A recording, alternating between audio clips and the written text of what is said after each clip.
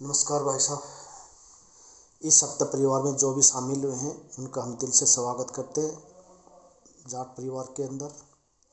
और पिछले हफ्ते मैंने एक छोटी सी वीडियो बनाई थी भातियों के ऊपर, तो उसके ऊपर कम से कम ये मान के चलो 200-250 फ़ोन आए होंगे बहन और भाइयों के। तो उन्होंने कहा कि भाई साहब ये हर दूसरे घर तीसरे घर चौथे घर की कहानी है, आजकल यही चल रहा है, तो प्लीज़ आप एक इस भाती के ऊपर ही एक वीडियो आगे और बनाओ जिसमें कम से कम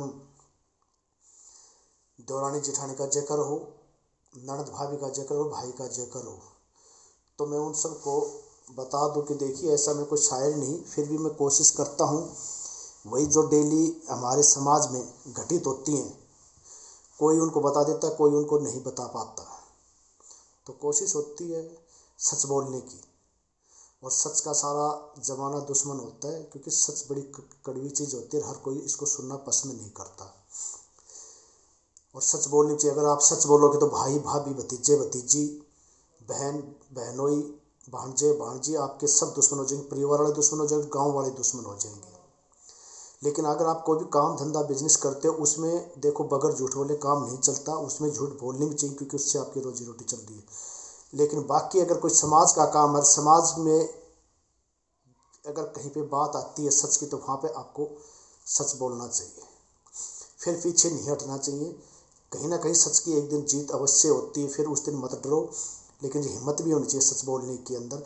जहाँ पंचायत हो वहाँ सच बोलो, चाहे आपका कुछ भी हो जाए, कोई माने ना माने बात अलग है, लेकिन आपको सच बोलनी चाहिए। घर परिवार में अगर कोई लड़ाई झगड़ा है, बात चलती है, तो सच बोलना चाहिए। तो मैं इसी बात के लिए थोड़ी सी एक बात को आगे बढ़ा के बता दूं। बाकी जो मैं ये पिछली बात की भी मैं बिल्कुल सच बोली थी, और जो ये वीडियो बना रहा हूँ ये भी मैं सच बोल रहा हूँ। हो सकता है ये जिन्होंने की थी उनके तक पहुँच जाए, तो मुझे उस चीज़ का डर नहीं है। मेरे 3-4 दोस्त हैं, और पिछले हफ्ते वो मुझे कहीं एक शादी के अंदर लेके चले गए थे, और मैं उनके साथ वो भात भरने गए थे, तो उनके साथ में बहादुर में चला गया था। और वो जगह कोई थी, नाम याद नहीं आ रहा मेरे को, धौलपुर। तो मैं धौलपुर गया था शादी में, और उन दो बहनों की शादी थी।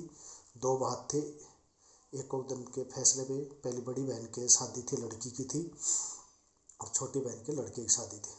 जब हम वहाँ पे गए तो शादी थी बड़ी बहन के वाटिका के अंदर थी।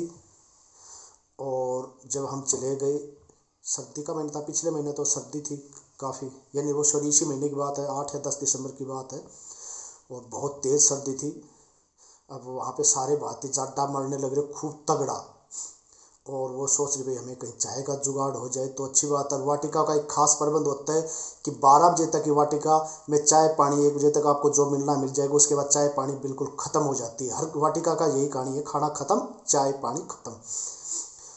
और वो कोशिश कर रहे किसी तरह चाय कॉफ़ी पर, लेकिन उनकी जो बहन थी, और वो बहन भी भाई मैंने ऐसी देखी नहीं, लूट रानी, उसका नाम था लूट रानी। और हम चले गए, और वो लूट रानी जहाँ पे खाने का प्रोग्राम चला था, उसके बाहर टेबल डाल के कुर्सी डली हुई थी, फिर भी वहीं पे बैठी हुई। उसका काम एक था, उसके 7-8 ननद, मैं ईमानदारी बता रहा हूँ, उसके एक भी ननद शादी में नहीं आ रही थी, और उसके 4-5 जेठानी थी। उसका पूरा फोकस उन जेठानियों के ऊपर था, वो सारा ध्यान जेठानियों पे लगा रखा था कि कौन सी जेठानी कितना खाती है। अब वाटिका में एक चीज़ खास होती है कि प्लेट चल रही है आजकल, कहीं 1000 रुपये, कहीं 1500, कहीं 1800 की, कहीं 2000 की, और वो उनके ऊपर ध्यान दे रही है। अब बाद में यानी उसको कोई भी अर्जेंट काम होता है वो काम छोड़ के नहीं जाती, सिर्फ ये देख रही कौन सी जेठानी ने कितनी प्लेटों का मेरा नाश किया है। तो बाद में उनमें से एक भाई उसका आके बोला, मैं उसके साथ ही था, पन्ना लाल। पन्ना लाल बोला बहन जी वहाँ पे भी काम है कुछ, हमारा चाय पानी का प्रश्न। बोले भाई चाय पानी बाद में करूँगी। बोली ये मेरी शौक है ना असली, खापर बढ़नी।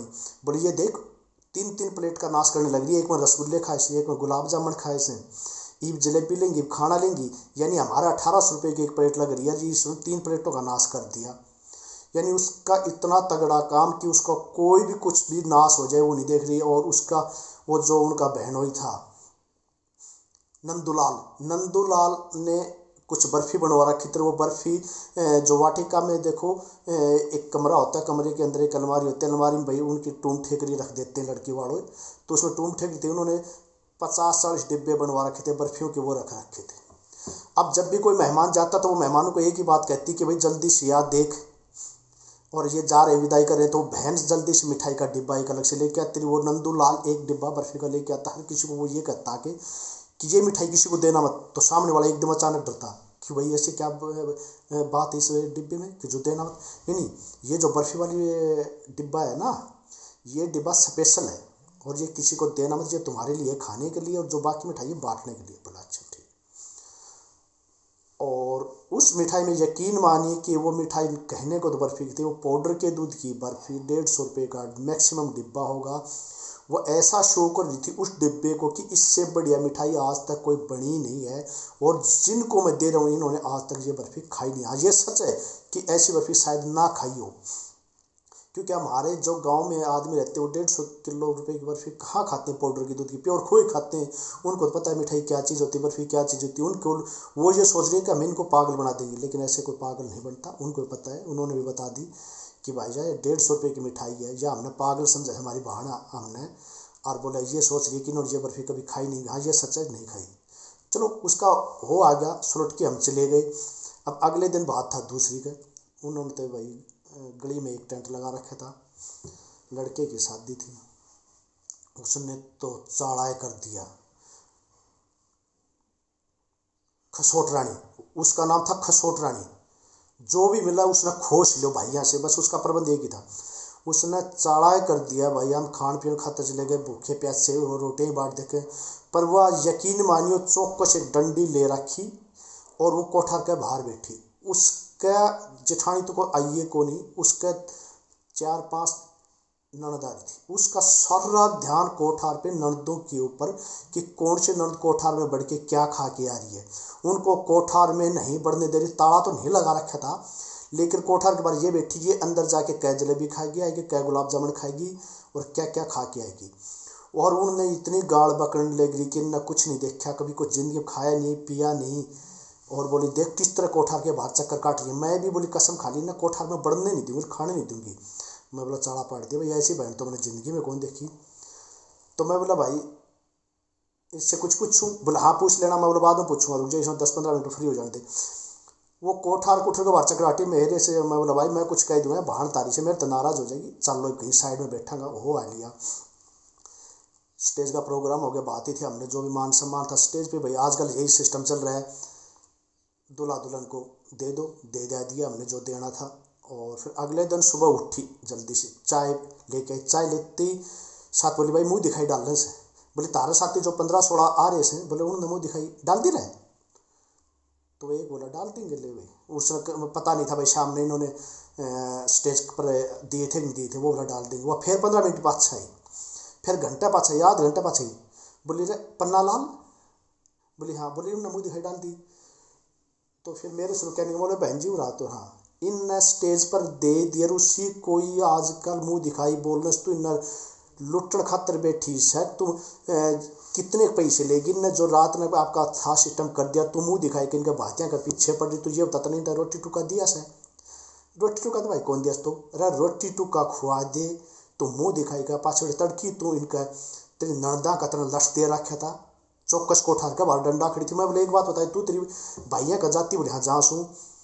तो वो तेरी भाभी तन कैसे अगर मेरी शोक खप्पर बढ़नी आ गई, इसने कभी कुछ जिंदगी में देखा से नहीं देखा से ना। वो तो फिर वो भाई एक बोला भाई इस बहन की एक चीज़ और सुन ले, दोनों लूट रानी खसोट रानी की हमारे घर जाती हैं तो स्पेशल जाते ही साथ ये कहती हैं कि हमें लाडू मारा कोई कौन खागा, पड़ोस में ना लेनी ना खानी ना मारा बाड़ खा। बोली मारा तो भैया बर्फ़ी डाल दी, बोले मारा जहाँ ये खोए की बर्फ़ी मांगने से, और मारा बोले भी 10-10 किलो 15-15 किलो लाडू गाल लेंगे, एक को डिब्बो देंगे मिठाई को। बोले देख लीजिए के कसूर छानी से मेरा डिब्बे तुमने फिर उस टाइम टाल कर दी, मैंने इतनी करते ही। मैं बोला ठीक से भाई रहने तो मैंने दिया खानी भी कौन थी, पाउडर का दूध के ऊपर भी खाऊंगा, हॉस्पिटल में जाऊँगा, मेरा बीमार होगा 1000-2000 रुपये ऊपर से लागेगा। तो भाई यह कहानी थी पिछले हफ्ते की, जो एक बिल्कुल सच बता रहा हूँ। हो सकता है हर घर में तो नहीं होती की, पर जो बहुत सारे घरों में हो सकता। प्लीज़ कमेंट में ज़रूर बताना कि किन किन के साथ ये कहानी बीतती है और किन किन के साथ ये कहानी होती है। आज के लिए भाई साहब इतना काफ़ी, वीडियो हो सकता है लंबी ही बन गई होगी, और आप देख लेना कितनी बड़ी कितनी मुझे नहीं पता, मैंने वीडियो थी वो सारी आपको कहानी बता दी। अगले हफ्ते फिर मिलेंगे एक वीडियो लेके। नमस्कार।